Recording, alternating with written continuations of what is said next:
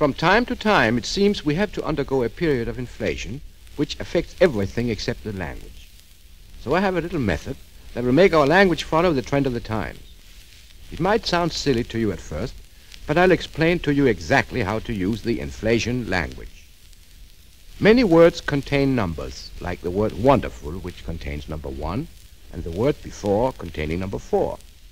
Now, in order to follow the inflation, which means that prices are getting higher and higher, we will start out by adding 1 to each number so that, for instance, wonderful will be tudorful, before will be b5, create will be cre9, and so on. A word like tennis will be 11th, as well as lieutenant will be ludelevenant. In other words, a first lieutenant will be a second ludelevenant. Behalf will be b1.5, and opportunity only knocks twice, means, of course, opportunity only knocks once. In order to show you how this language would sound if used in sentences, I shall give you an example. A sentence like this: I ate a tenderloin with my fork would be I nined an 11-loin with my five. Very simple.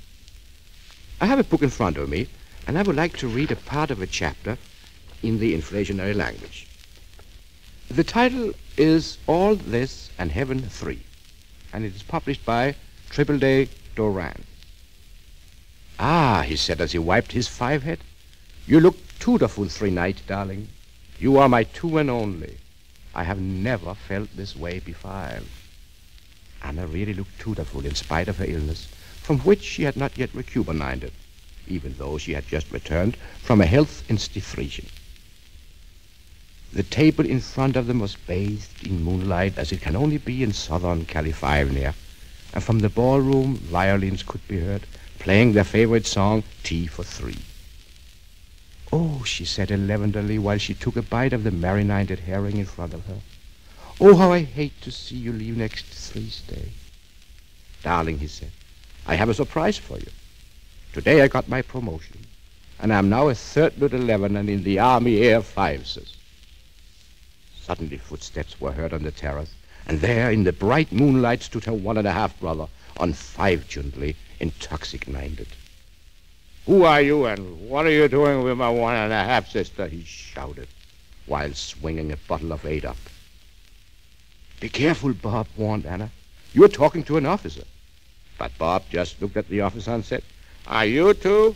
I'm 2-3, which means, are you 1? I'm 1 too.